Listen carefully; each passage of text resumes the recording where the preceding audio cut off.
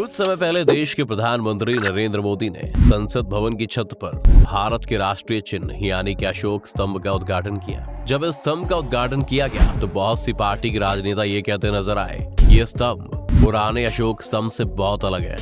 इस अशोक स्तंभ को लेकर कहा गया है कि अशोक के काल में बनाए गए स्तंभों के शेर रॉयल, शांति और जिम्मेदारी के प्रतीक है, जबकि संसद भवन की छत पर मौजूद अशोक स्तंभ के शेर क्रूर और आक्रामक दिख रहे हैं। आखिर इन दावों में क्या सच्चाई है? और दोस्तों, क्या कभी आपने सोचा है कि देश के इस राष्ट्रीय चिन्ह का इतिहास क्या है? चलिए जानते हैं आज के इस वीडियो में हम। संसद भवन की छत पर बने इस नए अशोक स्तंभ की चौड़ाई करीब 11 से 14 फीट और ऊंचाई 20 फीट है।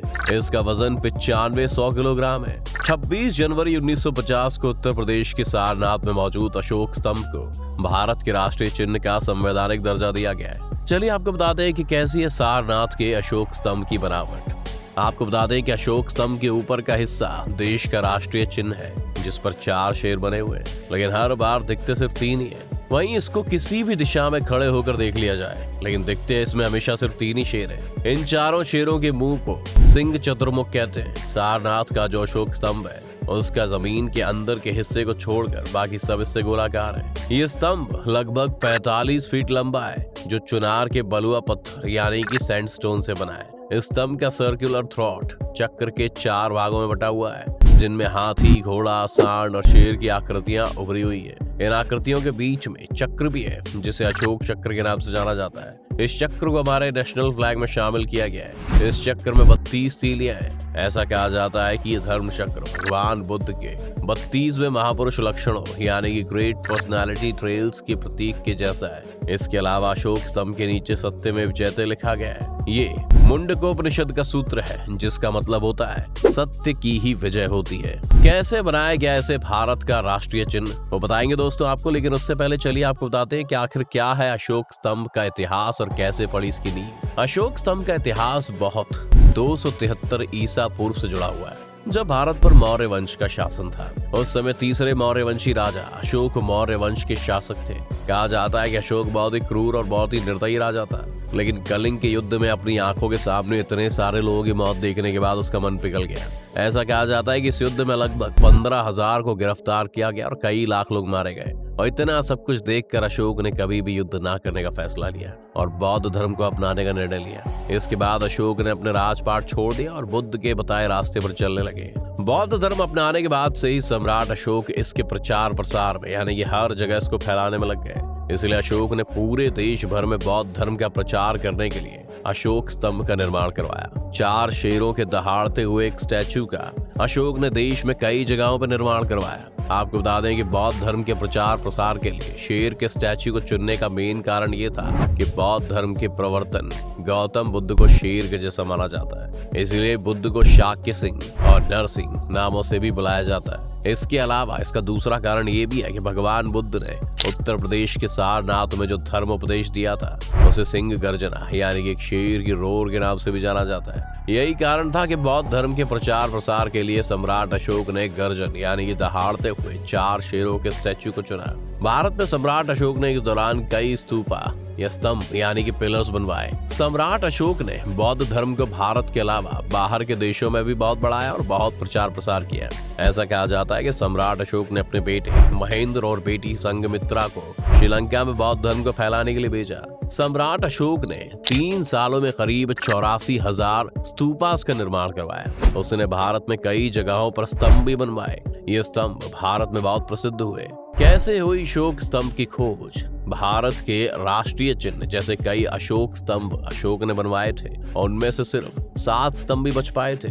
कई चीनी यात्रियों के विवरणों में इन स्तंभों का जिक्र मिलता है। वहीं चीनी यात्रियों ने सारनाथ के स्तंभ का भी जिक्र किया है, मगर 20वीं सदी की शुरुआत तक सारनाथ का अशोक स्तंभ नहीं खोजा जा सका था। इसकी वजह थी कि आर्कियोलॉजिस्ट को सारनाथ की जमीन पर कभी ऐसा कोई साइन ही नहीं मिला था कि नीचे ऐसा कुछ दबा हो सकता है। अशोक स्तंभ की खोज एक सिविल इंजीनियर ने की थी। फ्रेडरिक ऑस्कर ऑर्टेल नाम के सिविल इंजीनियर ने सारनाथ पर खुदाई करवाई थी। ये खुदाई ऑस्कर ऑर्टेल ने 1903 में करवाई थी। इस खुदाई के दौरान सबसे पहले मेन स्तूपा के पास गुप्त काल के मंदिर के अवशेष यानी कि रिमेन्स मिले और उसके नीचे अशोक स्तंभ का एक ढांचा था। थोड़ी आगे पश्चिम की तरफ फ्रेडरिक को स्तंभ का सबसे निचला हिस्सा मिला। आसपास ही स्तंभ के बाकी और हिस्से भी मिल गए। एक्सपर्ट्स का मानना था कि ऐसा लग रहा था जैसे कि इस स्तंभ को जानबूझकर किसी ने नष्ट किया हो। आपको बता दें कि जो अशोक स्तंभ मिला था उसकी ऊंचाई 7 फीट 6 इंच है, लेकिन माना जाता है कि इसकी ऊंचाई 55 फीट रही होगी और उस समय के साथ इसमें टूट फूट हुई होगी। खुदाई करने से पता चला था कि अशोक स्तंभ को 8 फीट चौड़े और 6 फीट लंबे पत्थर के एक बड़े से आकार के चबूतरे पर स्थापित किया गया था। आपको बता दें कि सारनाथ में खुदाई के दौरान मिले स्तंभ के पिछले हिस्से में उस समय की पाली भाषा और ब्राह्मी लिपि में अशोक के लेख छपे हुए। इस स्तंभ पर एक लेख में लिखा है, देवताओं के प्रियदर्शी राजा ऐसा कहते हैं कि पाटलिपुत्र और उसके राज्यों में कोई संग में फूट न डाले। जो कोई चाहे, वो कोई साधु हो या साध्वी, जो संग में फूट डालेगा उसे सफेद कपड़े पहनाकर उस जगह पर भेज दिया जाएगा जो साधु और साध्वियों के लिए सही नहीं है, जो माना जाता है कि शायद उस समय का कोई संदेश है। इस स्तंभ पर अशोक के लेख के अलावा 2 और लेख छपे हैं। इनमें से एक अश्वघोष नाम के किसी राजा के शासनकाल का है, जबकि दूसरा लेख 4वीं शताब्दी में लिखा हुआ माना जाता है। दोस्तों, जहाँ ये स्तंभ मिला फौरन ही वहाँ म्यूजियम बनाने के आदेश दे दिए गए। आपको बता दें कि सारनाथ म्यूजियम भारत का पहला ऑन साइट म्यूजियम है। इस स्तंभ की खोज के अगले ही साल यहाँ पर शाही दौरा हुआ था। अब शाही दौरे के दौरान फ्रेडरिक ने वेल्स के राजकुमार और राजकुमारी को सारनाथ में की गई अपनी खोज दिखाई। अगले 15 सालों के दौरान फ्रेडरिक ने बनारस, लखनऊ, कानपुर, असम में कई महत्वपूर्ण इमारतों का निर्माण करवाया। 1921 में वो यूनाइटेड किंगडम लौट गए। आपको बता दें कि 1928 तक फ्रेडरिक लंदन के टेडिंगटन में मौजूद जिस घर में रहे उसे उन्होंने सारनाथ का नाम दिया था। चलिए अब आपको बताते हैं कि आखिर कैसे बना अशोक स्तंभ भारत का राष्ट्रीय चिन्ह। सारनाथ में अशोक स्तंभ की खोज भारत की आर्कियोलॉजी की बहुत इंपॉर्टेंट घटना है। जब भारत अंग्रेजों के चंगुल से आजाद हुआ तो एक राष्ट्रीय प्रतीक की जरूरत महसूस हुई।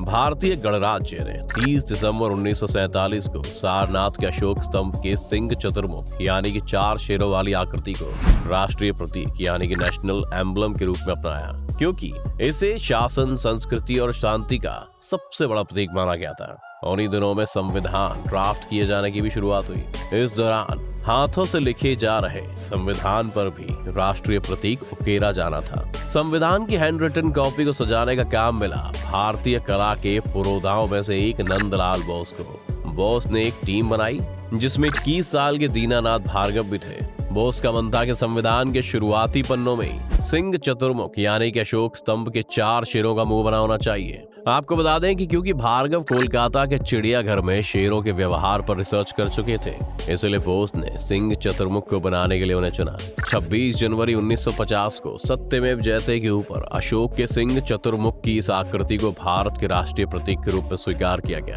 दोस्तों, ये तो हुई इतिहास की बात। अब आपको बताते हैं कि आज इस राष्ट्रीय चिन्ह को लेकर कई नियम, कायदे, कानून है, क्योंकि राष्ट्रीय चिन्ह है और इसकी संवैधानिक गरिमा है जिसे किसी भी तरीके से ठेस नहीं पहुंचाई जा सकती है। आपको बता दें कि अशोक स्तंभ का इस्तेमाल सिर्फ संवैधानिक पदों यानी कि कॉन्स्टिट्यूशनल पोस्ट पर बैठे हुए लोग ही कर सकते हैं। इनमें भारत के राष्ट्रपति, उपराष्ट्रपति, प्रधानमंत्री, union minister, governor, deputy governor, judiciary और सरकारी संस्थाओं के हाई ऑफिशियल शामिल हैं। वहीं इस चिन्ह का कोई गलत काम इस्तेमाल ना करे, इसके लिए सरकार ने कानून भी बनाए हैं। अगर कोई आम नागरिक अशोक स्तंभ का इस्तेमाल करता है तो उसे 2 वर्ष की कैद और 5,000 रुपए तक जुर्माना हो सकता है। तो दोस्तों, ये था अशोक स्तंभ का इतिहास कि किस तरह से ये देश का राष्ट्रीय चिन्ह बना। दोस्तों, आपकी इस वीडियो को लेकर क्या राय है हमें कमेंट सेक्शन में जरूर बताएं। तो दोस्तों, आज की इस वीडियो में बस इतना ही। उम्मीद है आपको आज की इस वीडियो से काफी कुछ सीखने को मिला होगा। अगर आपको वीडियो पसंद आया तो वीडियो को जरूर लाइक करें और अगर आप इस चैनल पर नए हैं तो जाने से पहले चैनल को सब्सक्राइब करना भी ना भूलें।